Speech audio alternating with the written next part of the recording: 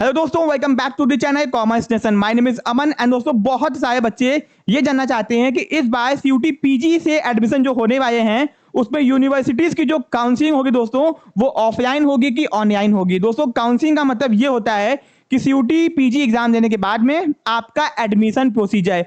बहुत सारे बच्चों को शायद ये ना बताओ, मैं उनको बता देता हूं कि आपने सीयूटी पीजी का एग्जाम दिया है, ठीक है। अब दोस्तों आपने अपने सीयूटी पीजी के फॉर्म में जिस जिस यूनिवर्सिटी को चूज किया होगा आपको उस यूनिवर्सिटी के वेबसाइट पे जाके वहां का काउंसलिंग फॉर्म फिल करना होगा। अब दोस्तों बहुत से बच्चों को ये पता नहीं होगा, तो भैया ध्यान से सुनो। सपोज किसी बच्चे ने एमकॉम एंट्रेंस का एग्जाम दिया है सीयूटी पीजी के अंदर, उसने बीएचयू चूज किया है, डीयू चूज किया है, तो भैया बीएचयू का बहुत जल्दी पोर्टल ओपन होने वाला है, ठीक है, एडमिशन पोर्टल या फिर काउंसलिंग पोर्टल, ठीक है। तो उस बच्चे को उस वेबसाइट पे जाके रजिस्ट्रेशन करना होगा एंड दोस्तों वहां पे फीस भी पेमेंट करनी होगी, ठीक है। अब दोस्तों ये बीएचयू का पोर्टल, डीयू का पोर्टल बहुत जल्दी ओपन होने वाला है, ठीक है, कभी भी ओपन हो सकता है। तो आपको वहां जाके अपना क्या करना पड़ेगा, पूरा डॉक्यूमेंट्स के साथ में डिटेल को फिल करना होगा।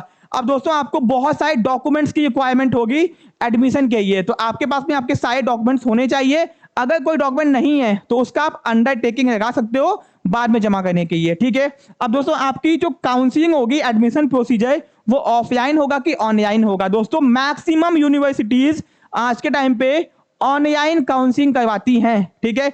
लेकिन दोस्तों अब कोरोना वायरस तो है नहीं, तो बहुत सारी यूनिवर्सिटीज दोस्तों आपकी ऑफलाइन काउंसलिंग भी करवा सकती हैं।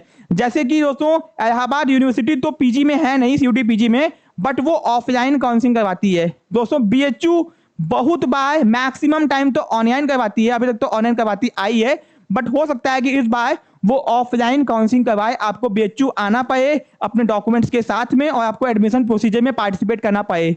बट दोस्तों जितना देखा गया है एंड 3-4 सालों से ये देखा गया है कि हाइब्रिड मोड के अंदर आपकी काउंसलिंग होगी, यानी कि ऑफलाइन भी हो सकती है और ऑनलाइन भी हो सकती है। तो भैया आप लोग प्रिपेयर्ड हो कि आपको किस तरीके से काउंसलिंग करवानी है एंड अपने डॉक्यूमेंट्स को रेडी कर लो। अगर आपको जानना है कि कौन कौन से डॉक्यूमेंट्स आपको चाहिए आपके एडमिशन के लिए, तो कमेंट बॉक्स में कमेंट कर दो। उसका वीडियो दोस्तों बहुत जल्दी आपके मैं लेके आऊंगा, क्योंकि अगर डॉक्यूमेंट नहीं है तो आपके एडमिशन में दिक्कत नहीं आएगी, आपको टाइम मिलेगा डॉक्यूमेंट प्रेजेंट करने के यूनिवर्सिटीज के सामने। तो अगर आप किसी सेमेस्टर में हो, आपका मार्कशीट नहीं आया है, ठीक है, तो आपको टाइम मिलेगा, परेशान मत हो। अगर आपका ओबीसी सर्टिफिकेट नहीं है तो भैया उसको कैटेगरी सर्टिफिकेट कंपलसरी है एडमिशन के टाइम पे, वो तो आपको प्रेजेंट करना ही पड़ेगा, ठीक है।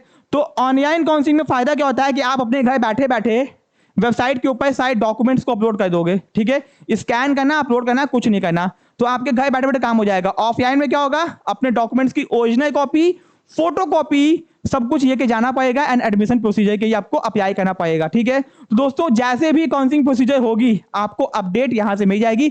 अगर दोनों मोड में होती है तो बहुत अच्छी बात है, अगर ऑनलाइन होती है तो और भी अच्छी बात है कि भैया आप घर बैठे बैठे अपनी काउंसलिंग करवा सकते हो 3-4 यूनिवर्सिटीज की साथ में, ठीक है।